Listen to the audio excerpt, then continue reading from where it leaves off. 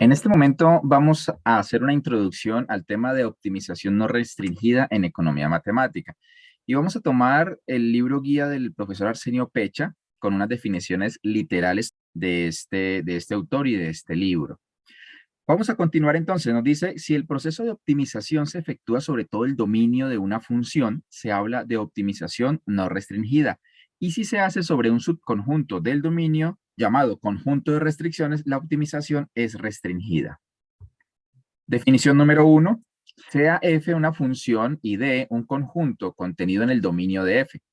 La función f tiene un máximo global o absoluto en el punto A que pertenece a este conjunto D sobre el conjunto D si la función, ojo, la función calculada en el punto A es mayor o igual calculada en cualquier otro punto del dominio de la función, en este caso un punto X que también estaría o pertenecería al conjunto D. De manera análoga, si nosotros volteamos esta desigualdad, entonces estaríamos definiendo lo que es un mínimo global para cualquier punto del dominio de la función X y para un solo punto, un mínimo global en A. La definición número 2 nos dice lo siguiente. Sea f una función y d un conjunto contenido en el dominio de f. La función tiene un máximo local en el punto A, donde A pertenece al conjunto D, si alrededor de ese punto A tomamos un R pequeño mayor que 0, y calculamos la función en ese punto A, siendo mayor el valor de la función en ese punto A que el valor de la función para cualquier valor de X en esa bolita que hacemos alrededor del punto A. Es lo que nos está diciendo allí, donde se hace la bola de radio R alrededor de A.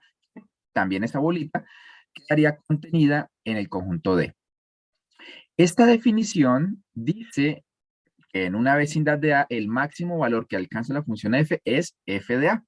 Esto es, si x está cerca de A, el valor de la función en x es menor o igual al valor de la función en A. Bueno, ahí tendríamos unas dos definiciones formales, por eso he querido leerlas, pero gráficamente lo veríamos de esta forma, una manera mucho más fácil de comprender. Y es, si nosotros tenemos una función de este estilo al lado izquierdo mío, como ustedes pueden verlo allí, podríamos entonces nosotros tener un máximo global en este punto donde se señala y un mínimo global en este otro punto también, aquí donde se señala. Un máximo local, porque si hacemos alrededor de ese máximo una bolita o un intervalo de diámetro R, nos vamos a dar cuenta que él es el máximo en esa bolita alrededor de ese punto. Asimismo, en el mínimo. Al lado derecho también tenemos otra clase de máximo absoluto o máximo global y de mínimo absoluto o mínimo global, como otro tipo sinónimo de conceptos en este tema de optimización no restringida. Veamos la definición número 3. Si A es un punto crítico de F, pero F no tiene un máximo ni un mínimo en A, vamos a decir que F tiene un punto de silla en A. ¿Y qué es un punto de silla? Un punto de silla es cuando, si tú observas la función desde un ángulo, pareciera un punto máximo, ese punto A. Pero si observas la función desde otro ángulo, ese punto ahora parece un mínimo. Y por esa razón, desde un lado, el punto parece un máximo. De otro lado, es un mínimo. O sea, no es ni un máximo ni un mínimo. Es un punto de silla. Asimismo, veamos ahora lo que es un punto de inflexión. Es aquel punto en donde la función pasa de ser cóncava a convexa o viceversa. Y en este caso, por ejemplo, aquí en la gráfica de la derecha mía, vemos que hay una función que es convexa desde -4 a 0. Allí hay un punto mínimo global. Y después de 0 se vuelve cóncava o abre hacia abajo. Y ahí tendríamos un máximo global en este caso, ¿de acuerdo? Aquí máximo local, mínimo local, mínimo global, máximo global. Y claro, cuando pasa por 0 la función, cambiando de convexa a cóncava, allí hay un punto de inflexión. En la gráfica a la izquierda tenemos otra clase de puntos. Algo interesante aquí es lo siguiente. Mínimo fuerte es como si fuera un mínimo global. Máximo fuerte como si fuera, en este caso, un máximo global. Y tenemos un máximo débil, mínimo débil, punto de inflexión. Pero quiero que miren este tema del máximo débil y mínimo débil porque observan que es como plano, o sea, hay como cierta planicie allí. Sucede que esos puntos son aquellos que cuando veamos las condiciones de segundo orden para clasificar estos puntos a través de la matriz hessiana, la matriz hessiana en esos puntos que son así planos, no los va a clasificar. Eso quiero que por favor lo tengan en mente cuando veamos la clasificación de puntos.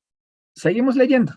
El valor A se llamará valor crítico de f si la primera derivada de la función calculada en ese punto A es igual a 0. A ello le vamos a llamar unas condiciones de primer orden. La función calculada en ese punto crítico se denominará valor estacionario de la función f. El punto con coordenadas A y f de A se suele llamar punto estacionario. La razón fundamental para la palabra estacionario es porque siempre que la pendiente sea 0, el punto en cuestión nunca se sitúa en una cuesta ascendente o descendente, sino más bien está en una posición de reposo.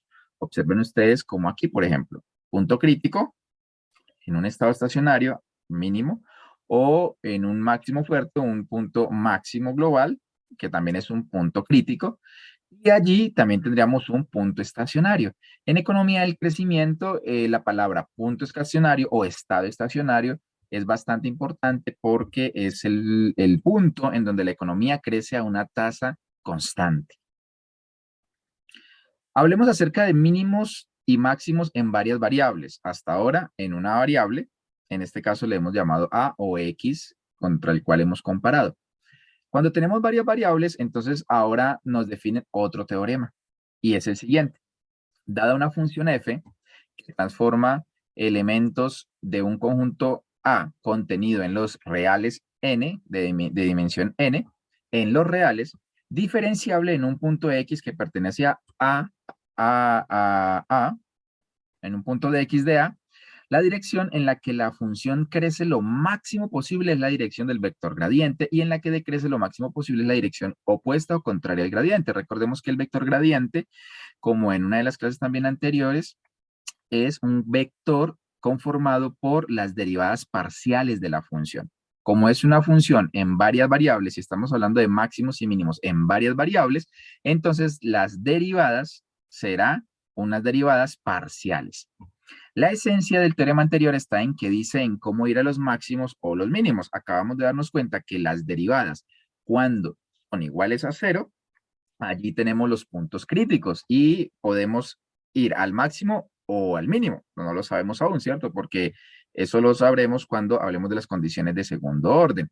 Y en este caso, ir en la dirección del gradiente o contraria al gradiente nos va a llevar a los puntos óptimos, máximos o mínimos. Ahora bien, esto solo ocurre si el gradiente de la función es 0. Las condiciones necesarias de primer orden están dadas en el siguiente corolario.